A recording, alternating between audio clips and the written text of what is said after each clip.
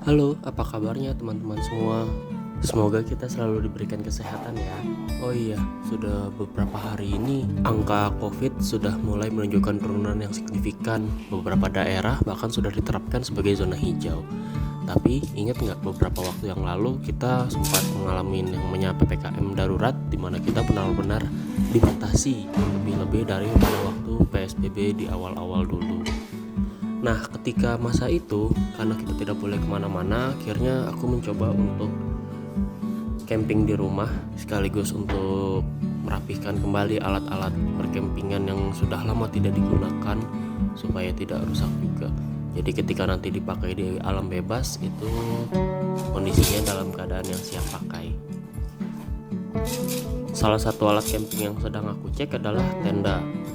Tenda ini sudah aku beli sekitar 5 tahun di tahun 2016. Pada waktu itu harganya sekitar 800.000.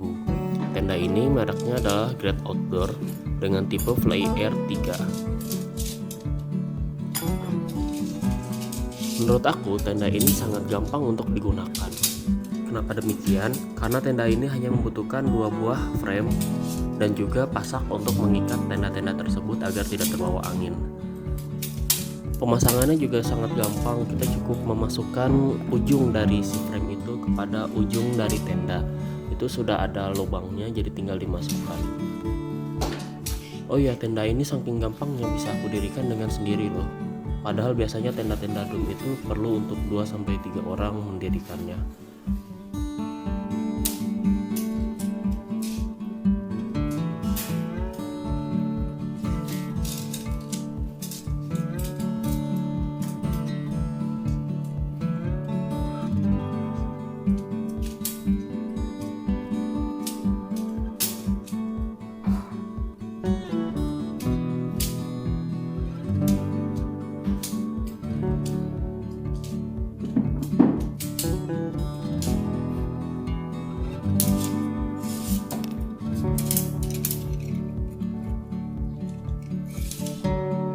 Nah, setelah dua-duanya dipasang, kita tinggal membengkokkan saja si frame tersebut.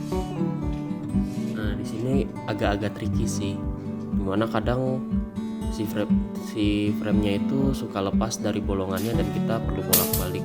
Memang kalau misalnya ada 2 orang pasti lebih cepat untuk memasangnya, tapi nggak masalah karena benernya tinggal dimasukin lagi aja.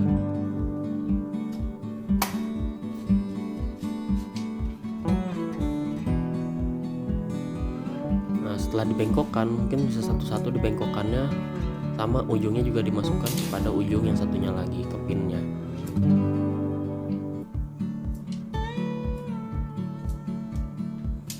Nah, setelah dua-duanya bisa terpasang dengan baik, langkah selanjutnya lebih gampang lagi. Biasanya kita selalu dilibatkan dengan mendorong-dorong frame tersebut masuk ke flysheetnya, sehingga kadang framenya itu terlepas di tengah dan itu menyulitkan kita, apalagi jika karetnya itu sudah tidak baik atau sudah getas. Nah, di tenda ini itu sangat gampang banget, kita tinggal memasukkan saja kait-kaitnya itu ke si frame-framenya. Sangat gampang, bahkan bisa dilakukan dengan sendiri tanpa harus bersusah payah. Terakhir, tinggal ikatkan bagian atasnya yang berbentuk tali untuk menyatukan kedua buah frame tersebut di bagian atapnya. Oh ya, tenda ini meskipun beratnya hanya sekitar 1-1,5 kilo, nggak berat, itu bisa muat sampai ke 4 orang dan juga memiliki 2 buah pintu.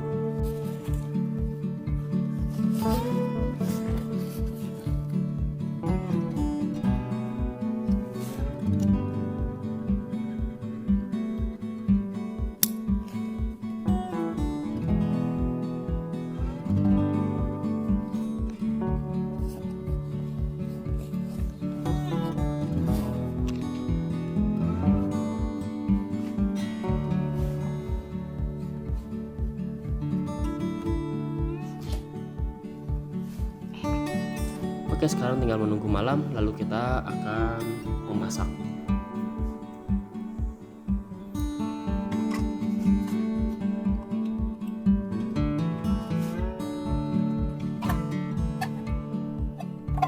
Oke, jadi kita akan membuat sumber karbohidrat selain nasi, selain beras.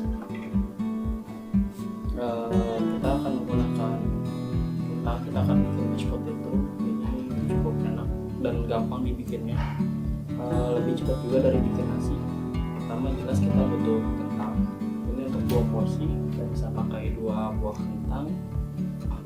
Panci di sini, masukin pancinya. Kentangnya biar lebih cepat, jangan bonggol kayak gini tapi dipotong-potong lebih dahulu.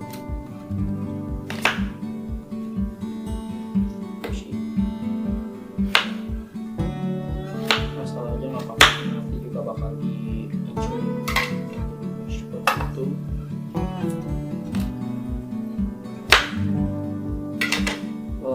Membersihin kentang ini ada triknya.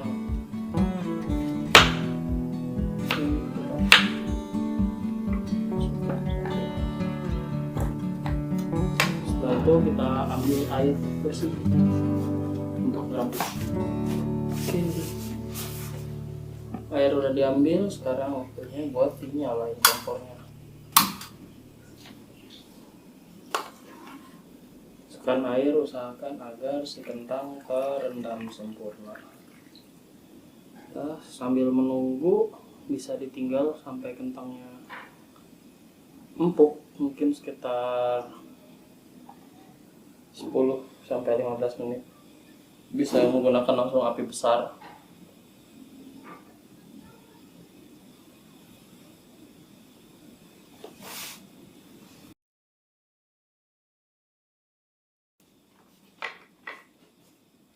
Sambil menunggu kentangnya siap, kita ambil side dish-nya. Akan menyiapkan brokoli buat tambahan sayur, dan juga nanti untuk proteinnya akan menggunakan bacon. Ini salah satu trik, jadi kalau misalnya si kentangnya udah panas, sudah mendidih, nggak usah terus menerus nyala, biarin aja ditaruh sambil nunggu. Kalau misalnya punya tutup itu bisa membantu seperti ini aja. Semua peralatan gunung udah ada tutupnya. Kita sekarang tinggal nunggu si brokoli buat dia sedikit layu nanti.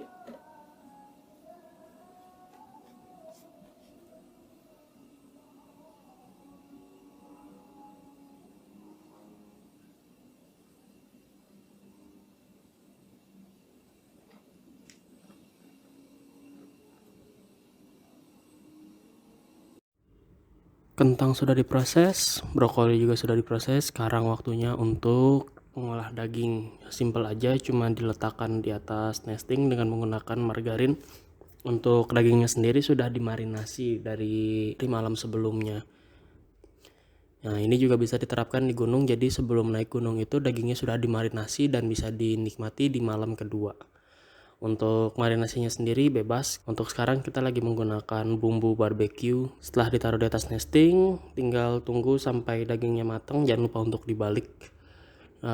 Tingkat kematangan disesuaikan.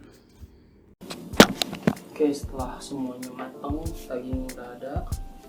Ini si kentang lagi dipanasin lagi biar makin gampang cair buat dimasak. Dan juga si brokoli udah ada, sekarang tinggal ditirisin. Setelah ditirisin, kasih di sini sambil menunggu kentang siap.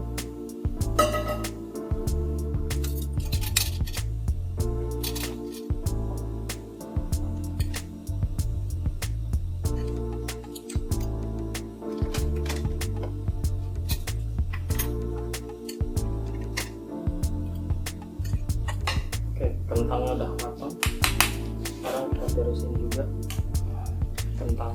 Kita butuh airnya habis semua. Kalau susah ya udah main dulu. Udah tinggal dihancurin. Hancurin gimana ya, asal cat bisa pakai garpu, pakai sendok. Kalau saya sih saranin pakai garpu biar gampang. Tusuk sampai bakal hancur. jangan lupa masukin si keju.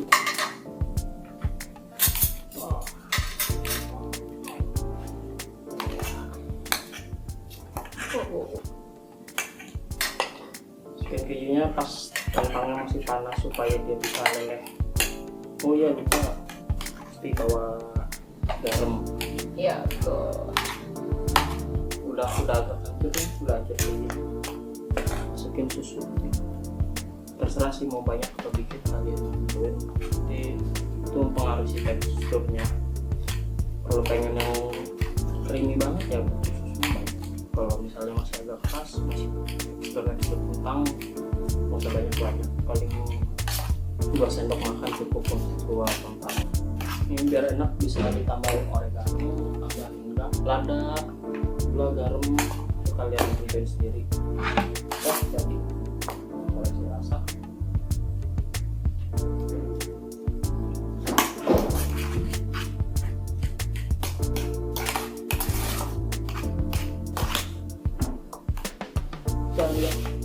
Tinggal di setting, udah di setting.